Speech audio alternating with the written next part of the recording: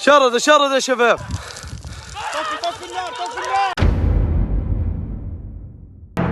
TV10 Bharat, सच की ताकत। दोस्तों, गाजा में किस कदर तबाही मचाई गई है युद्ध के नाम पर, ये किसी से छिपा नहीं है। वो तमाम तस्वीरें कब से वहां से सामने आ रही है, वो भी किसी से छिपी नहीं है। लगभग कई साल बीत गए इस पूरे युद्ध को जारी हुए। मतलब आप कह सकते हैं कि सिर्फ नाम के लिए कहा जाता है सीज फायर हो गया, लेकिन अगले ही दिन पता चलता है कि फिर से हमला कर दिया गया है, फिर से मिसाइलें फेंक दी गई हैं, फिर से लोगों के घरों पर वार कर दिया गया है, फिर से बच्चों को मौत के घाट उतार दिया गया है। ये तमाम खबरें सामने आना फिलिस्तीन से, गाजा से, ये ना सिर्फ हृदय विदारक है दोस्तों, बल्कि हैरान कर देने वाला है। मैं इस खबर में आपको बताने वाली हूं कि एक वीडियो जो वायरल हो रहा है सोशल मीडिया पर, उसके जरिए गाजा को लेकर क्या नया दावा किया जा रहा है, वहां की जनता क्या वाकई में इजरायली सेटलर्स का सामना कर रही है, ये फिलहाल के लिए क्यों कहा जा रहा है और क्यों नहीं, ये दावा क्यों किया जा रहा है और ये दावा कौन कर रहा है, इस दावे में कितनी सच्चाई है, ये तो आगे की पुष्टि बताएगी। मगर दावा क्या है बताएंगे इस वीडियो में, आपको आखिर तक बने रहिएगा। नमस्कार, मेरा नाम है जयंती झा और आप देख रहे हैं TV10 भारत। दोस्तों, गाजा में जिस कदर सीज फायर के ऐलान के बावजूद भी अभी भी वहां के लोग हर रोज मिसाइलों का और तबाही का सामना कर रहे हैं, वो मंजर न सिर्फ चौंकाने वाला है बल्कि अंदर से झकझोर देने वाला है, क्योंकि छोटे छोटे बच्चे हाथ में बर्तन लेकर खाने के लिए तरस रहे हैं। भूखमरी इस कदर है, उन तक सुविधा नहीं पहुंच पा रही है, उन तक खाना नहीं पहुंच पा रहा है, उनकी हालत खराब है। फिलहाल पूरे देश भर, दुनिया भर से ये आवाजें उठ रही हैं कि फिलिस्तीन में जो हो रहा है, गाजा में जो हो रहा है, उसके खिलाफ दुनिया को एकजुट होकर आवाज उठानी चाहिए, इजराइल के खिलाफ। अब एक वीडियो वायरल किया जा रहा है और ये जो वीडियो है ये वायरल हुआ है, बताया जा रहा है रामल्ला का वीडियो है। दावा क्या है पूरा वो बता देते हैं, फिर वीडियो क्या है ये भी आपको दिखाएंगे। हालांकि इस वीडियो की पुष्टि हम नहीं करते हैं कि ये वीडियो के जरिए जो दावा किया जा रहा है वो कितना सच है कितना नहीं, मगर अगर इस वीडियो में थोड़ी सी भी सच्चाई है, फैक्ट चेकर्स को इसका फैक्ट चेक करना चाहिए और ये पता लगाना चाहिए कि ये वीडियो कहाँ का है असल में। लेकिन किसने ये शेयर किया है ये मैं बिना देर के आपको बता देती हूँ। मिश्रा अमरेश करके नाम के यूजर हैं।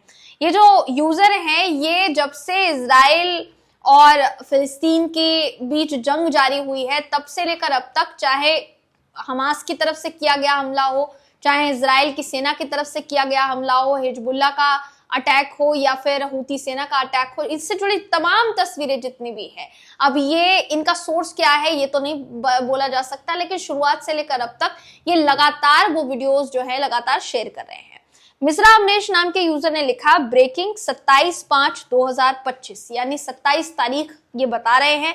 इनका दावा है कि गाजा में हमास की जो इन्होंने हमास की सेना लिखा है। हमास को बहुत सारे देशों ने टेररिस्ट ऑर्गेनाइजेशन के नाम पर जो है लिस्टेड किया है दोस्तों, इसलिए हम सिर्फ हमास से संबोधित करेंगे। हमास को लेकर यहाँ पे कहा गया है कि IDF से लड़ रही है वो, वेस्ट बैंक में फिलिस्तीनी जनता इजरायली सेटलर्स से सीधे भिड़ रही है। ये वीडियो रामल्ला का है ऐसा वो लिखते हैं।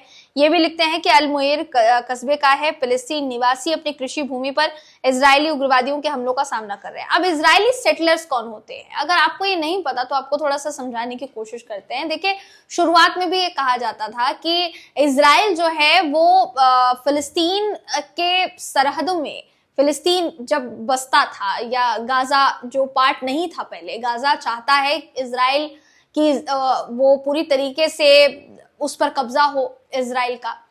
अब जो सेटलर्स हैं दोस्तों, इजराइल के ही कुछ नागरिक होते हैं जिनको वहां पर बसाया जाता है और धीरे धीरे जैसे जैसे वो बसते चले जाते हैं, वो अपना घर वहां पर बनाने लग जाते हैं, वो अपना जो उनका काम है, कारोबार है, वो वहां पर डेवलप करने लग जाते हैं और धीरे धीरे करके देखा जाता है कि वो जो है उनकी रक्षा खुद IDF की सेना यानी इजरायली डिफेंस फोर्स जो है वो करती है।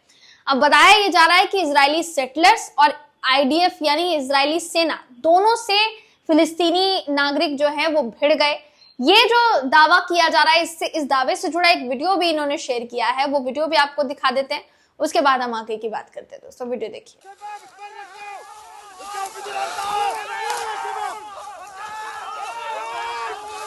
شرد شرد يا شباب، الله اكبر.